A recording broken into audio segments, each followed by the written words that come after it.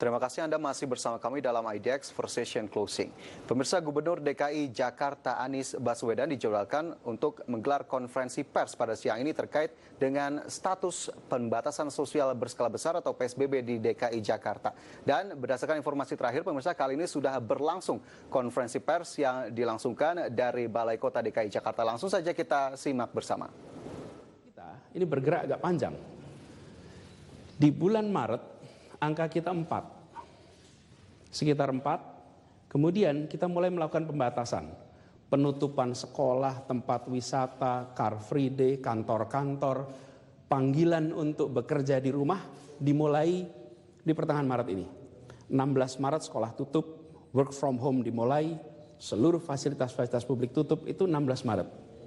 Dan apa yang terjadi? Mengalami penurunan yang sangat drastis. Ini dilakukan sebelum PSBB. Jadi ketika PSBB tahap pertama dimulai pada tanggal 10 April, kemudian tahap kedua juga kita teruskan, angka yang paling drastis turunnya adalah di masa bulan Maret dan April. Ini artinya kerja bersama seluruh penduduk Jakarta. Tanpa itu tidak mungkin turun. Apa artinya angka ini? Kalau angka 4 kira-kira begini artinya. Kalau skornya 4 artinya satu orang menularkan pada 4 orang. Kalau angkanya 3 artinya satu orang menularkan pada 3. Kalau 2 juga begitu. Kalau 1 menularkan pada 1. Bila di bawah 1 artinya sudah tidak menularkan. Atau dengan kata lain, selama nilai atau angka R di atas 1 maka wabah akan terus bisa berkembang. Ketika R-nya di bawah 1 maka wabah ini sudah terkendali dan bisa menurun.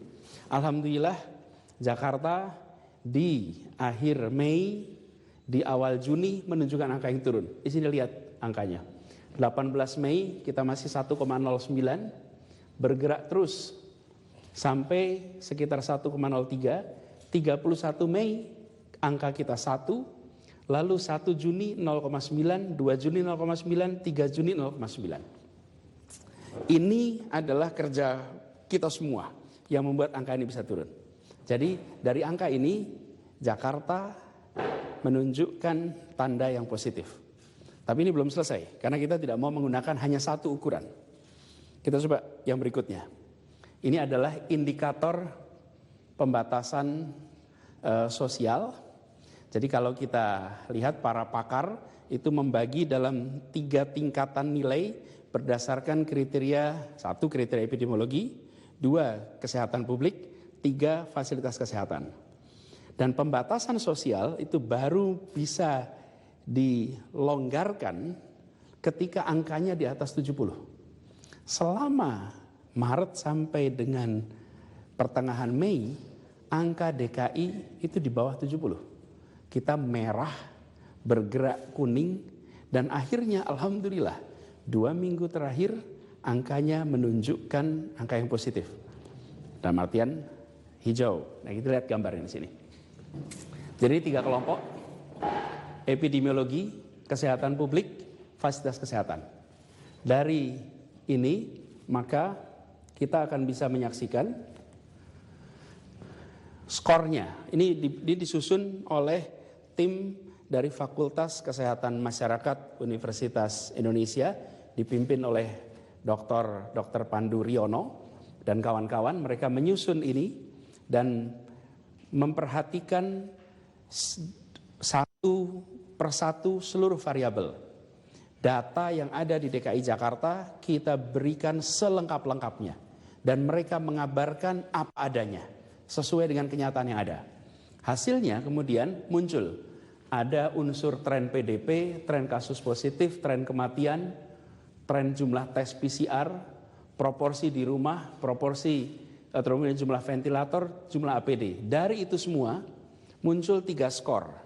Epidemiologi kita skornya 75, kesehatan publik skornya 70, fasilitas kesehatan alhamdulillah berkat pembangunan sistem yang kita lakukan untuk antisipasi COVID dalam 3 bulan ini, skor kita 100. Dari ini semua total skornya adalah 76.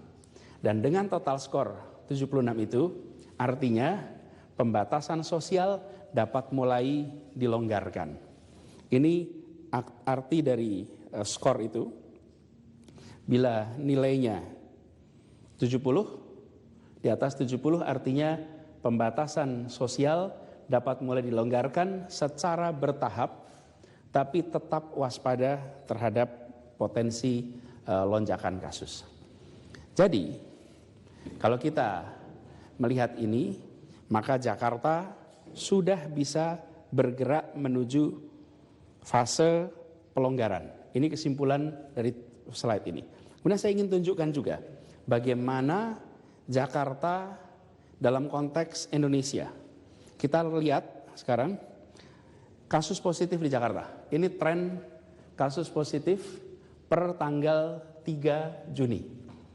Warna merah adalah data kasus positif harian seluruh Indonesia. Warna biru adalah kasus harian di luar Jakarta. Dan warna hijau adalah di Jakarta.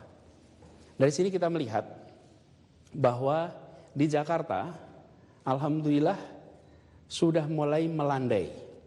Ini dimulai mulai landai, puncak kita itu pertengahan April, kemudian mulai melandai hingga sekarang. Melihat grafik ini, Jakarta mulai terkendali. Saya ingin tunjukkan satu lagi. Jumlah kematian harian. Jakarta angkanya sempat naik cukup tinggi.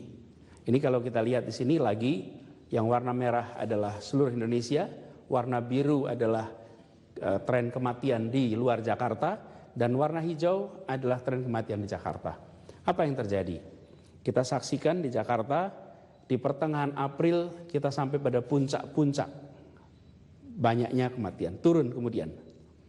Dan sekarang ini Jakarta amat berbeda dengan tren yang ada di seluruh Indonesia.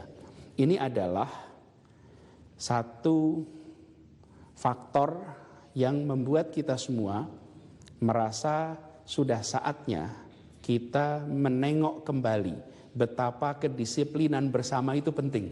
Karena angka ini tidak didapat kerja 1-2 orang, tapi kerja semuanya. Dan ada satu hal yang perlu saya garis bawahi. Setiap kebijakan yang dilaksanakan dengan disiplin oleh seluruh masyarakat akan memberikan dampak, tapi baru muncul 2-3 minggu kemudian. Jadi ketika kita memutuskan untuk melakukan pengetatan di bulan Maret, maka Maret awal April baru kemudian 2-3 minggu kemudian muncul efeknya. Trennya baru melandai, dan ini kita lihat angka sini sesudah 2-3 minggu dari sebuah kebijakan itu dilakukan. Saya garis bawahi, ini adalah hasil kerja bersama. Yang bersama-sama di rumah, yang bersama-sama tidak perbergian, yang bersama-sama pakai masker, yang selalu menjaga jarak, yang selalu cuci tangan rutin, yang selalu disiplin menjaga protokol kesehatan. Dampaknya angka ini muncul di Jakarta. Jadi 2 ini bukan kerja sendirian, ini kerja kita semua. Lalu bagaimana dengan potret Jakarta secara detail? Ini tadi gambaran umum.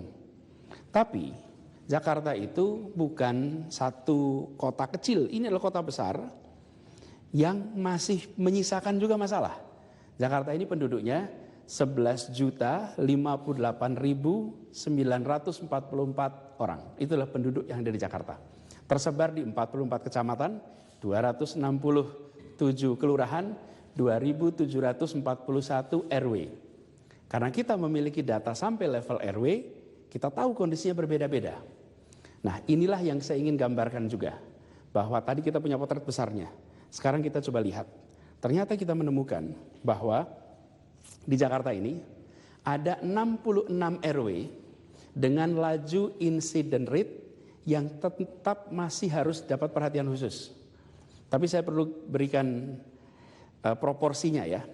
Jumlah RW ada 2.741, 66 ini adalah 2,4% dari seluruh total RW. Yang 97,6% alhamdulillah relatif terkendali. Jadi ini adalah petanya. Kalau kita lihat ini Kepulauan Seribu, ini wilayah daratan Jakarta. Ada wilayah-wilayah yang masih perlu penanganan khusus. Ini kita lihat titik-titiknya ada di situ. Nanti kita akan melakukan pengendalian yang ketat. Jadi pada wilayah yang di sana masih memiliki insiden rate yang tinggi, kita masih terus tetap perlu tinggal di rumah. Segala kegiatan sosial ekonomi masih harus tutup. Tetap dilakukan kerja dari rumah, keluar masuk wilayah harus ada pengaturan, dan pergerakannya nanti akan diatur oleh para wali kota sesuai dengan karakteristik di daerahnya masing-masing. Jadi kita berharap tempat-tempat ini jadi perhatian, tapi saya harus sampaikan bahwa pengendalian ketat itu bukan hanya di 66 RW, seluruh wilayah Jakarta masih harus mengikuti protokol pola hidup yang sehat. Apalagi tetangga-tetangga RW 66 itu. Ini nanti ada listnya, kita akan umumkan. Dan mari kita bantu saudara-saudara kita yang berada di 66 RW ini untuk bisa segera berubah. Karena mereka saat ini masih dalam status, kalau warna tadi merah, masih ada kasus, mudah-mudahan bertahap akan hilang. Nah, kemudian saya ingin tunjukkan di mana lokasi-lokasi itu. Ini lokasinya. Jadi di seluruh Jakarta, 66 itu tersebar. Di Jakarta Barat ada 15 RW, di Jakarta Pusat ada 15 RW, Jakarta Selatan ada 3 RW, lalu di Jakarta Utara ada 15 RW, Jakarta Timur juga 15 RW, di Kepulauan Seribu ada di 2 pulau. Kalau di Kepulauan Seribu pembagiannya bukan berbasis RW tapi berbasis pulau. Saya perlu garis bawahi di sini. Jakarta Selatan. Di bulan Maret, Jakarta Selatan ini merah. Disinilah kita menemukan kasus paling banyak di bulan Maret. Ini kalau saya gambarkan nih. Ini daerah selatan ini. Itu kawasan yang dulu merah semuanya. Hari ini hijau kuning. Artinya kita bisa mengubah. Dan terjadi dan terbukti. Sekarang kita masih punya sisa nih. Sisanya di 66 RW. Di tempat ini PR-nya belum selesai. Kita masih harus menangani secara khusus. Jadi kalau kita lihat kerja jutaan warga di Jakarta ini berhasil mengubah tempat-tempat yang semula warnanya merah menjadi kuning dan hijau. Tapi kita juga masih punya PR nih. Beberapa lokasi-lokasi yang saya sebutkan di sini yang masih perlu dapat perhatian. Nah, tempat-tempat ini 66 RW ini nantinya kita akan melakukan kegiatan pemantauan, pengetesan, kemudian juga termasuk bantuan sosial khusus untuk wilayah yang berada di dalam status wilayah pengawasan ketat. Jadi melihat itu semua, hasil kerja jutaan orang di Jakarta yang sudah menghasilkan zona merah jadi hijau, maka kami di gugus tugas percepatan penanganan COVID-19 di DKI Jakarta, kita memutuskan untuk menetapkan status PSBB di DKI Jakarta diperpanjang dan menetapkan bulan Juni ini sebagai masa transisi.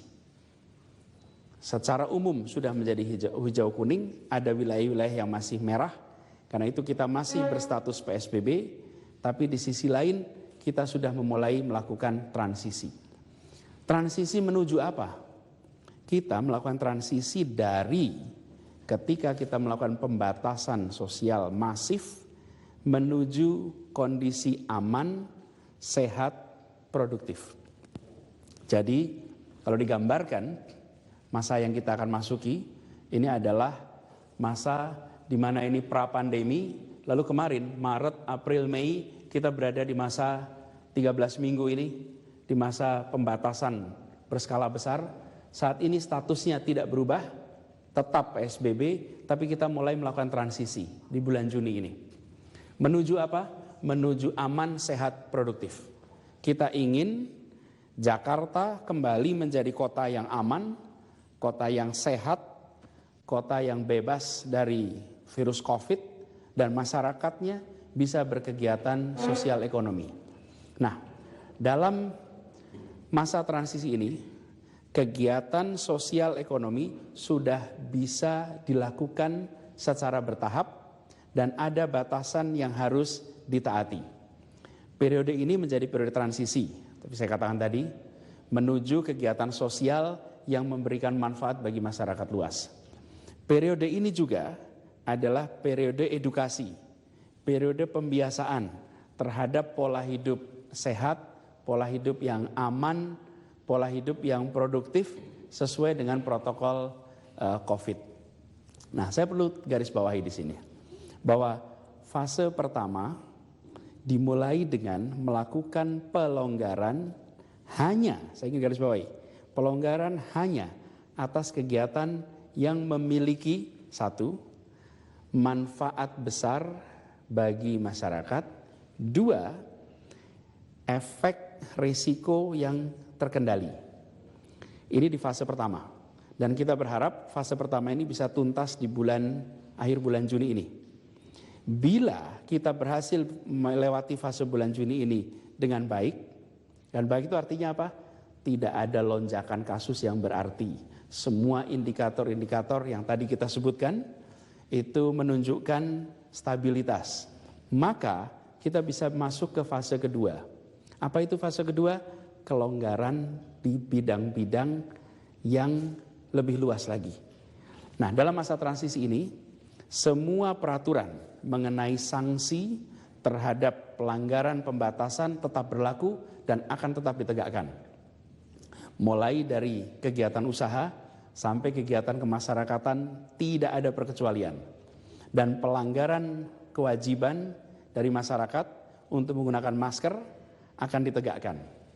Jadi saya perlu ingatkan Bapak sekalian, ini fase transisi. Coba kita perhatikan 3 bulan yang lalu, 3 Maret, ada 2 kasus positif di Jakarta. Ini 3 bulan lalu. Sekarang kita tanggal 4 Juni, 3 bulan kemudian, selama 3 bulan ini ada 7.623 kasus positif COVID. 523 orang meninggal dengan konfirmasi positif COVID. Ada 2.562 orang yang dimakamkan dengan prosedur COVID. Tapi juga ada 2.586 orang yang dinyatakan sembuh. Dan selama 3 bulan ini, kegiatan sosial terhambat, kegiatan perekonomian terhambat, perdagangan terhambat. Sekarang kita masuk fase transisi. Jangan ini berulang. Jangan kita sampai kembali lagi.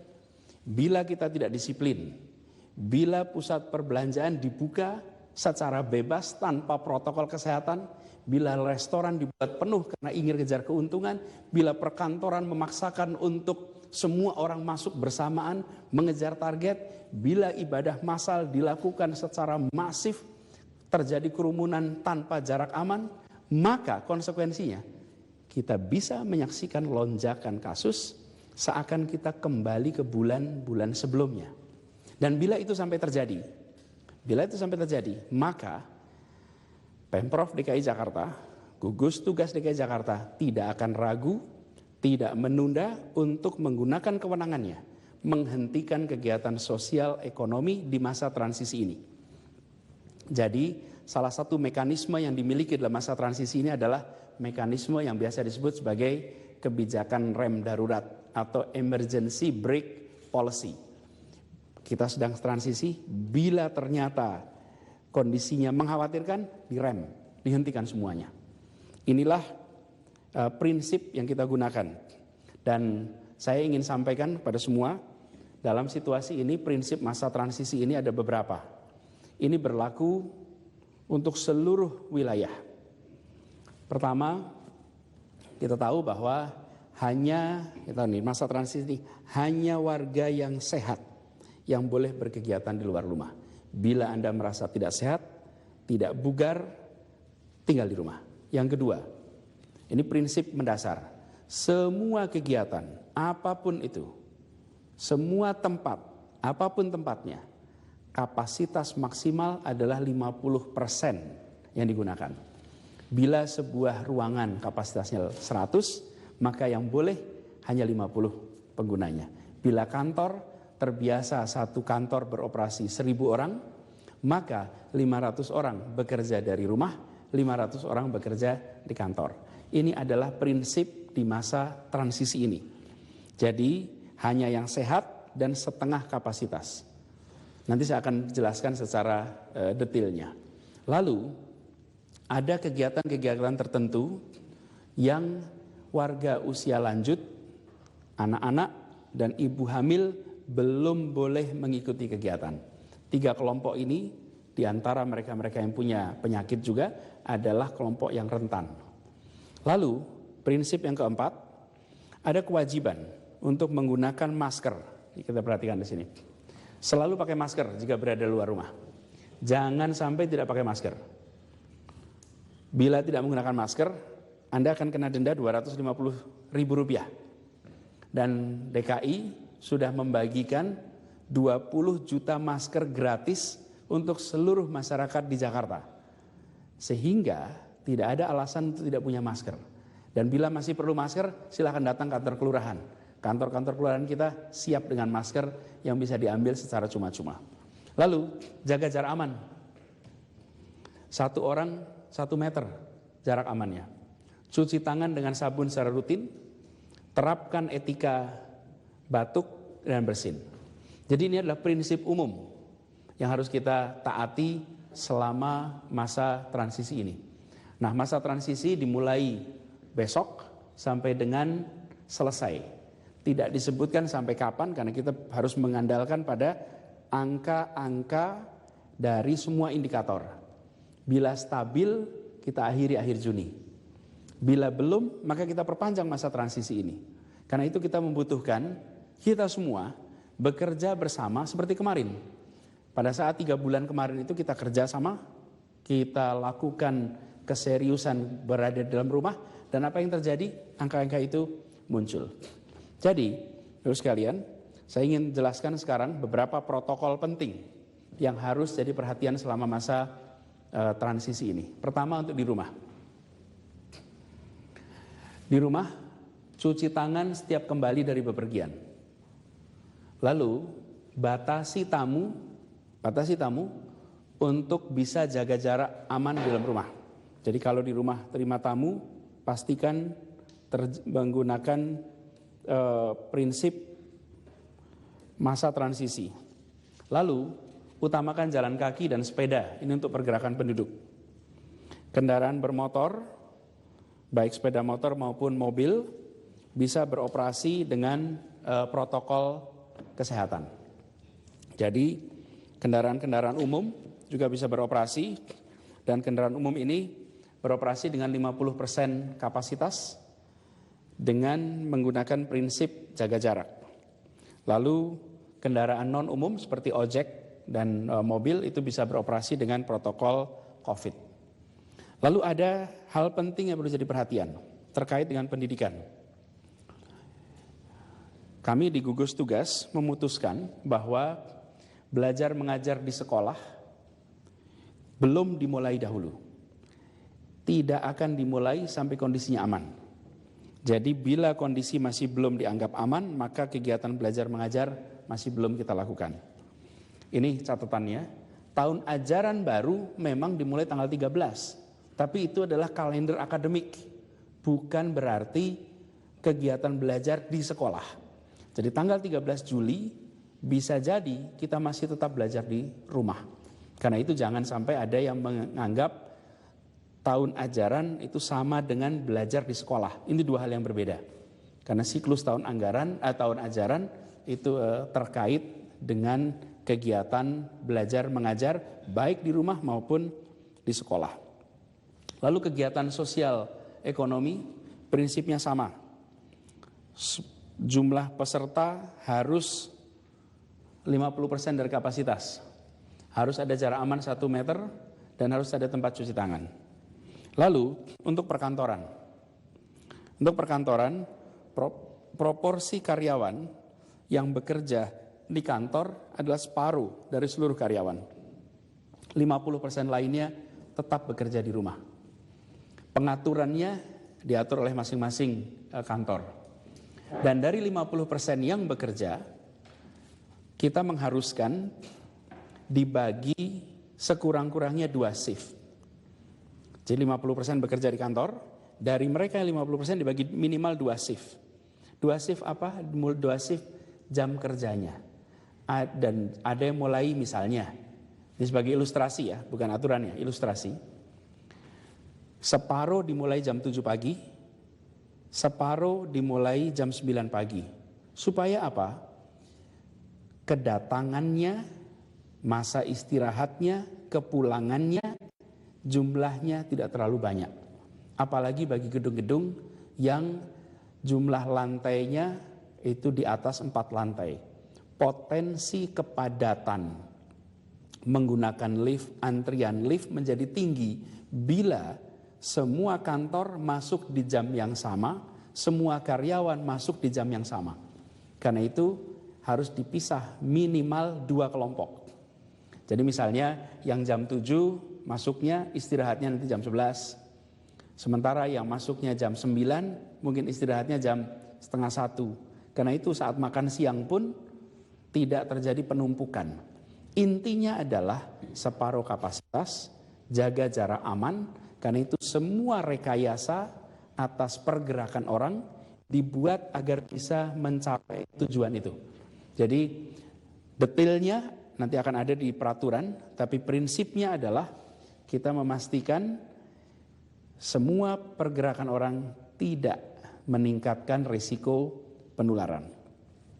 Lalu ini adalah detail pembukaan tiap-tiap kegiatan di masa transisi ini. Jadi ini jadwal pembukaan masa transisi fase 1. Tempat dan kegiatan ini ada daftarnya. 11 sektor yang selama ini sudah diizinkan bisa beroperasi. Yang sekarang ditambahkan di masa transisi ini ada beberapa. Pertama, kalau kita lihat di sini, tempat dan kegiatan ibadah. Kegiatan keagamaan sudah bisa dimulai pada pekan pertama. Ini adalah pekan pertama. Jadi kalau kita lihat di sini, saya besarkan sedikit supaya bisa lebih terlihat.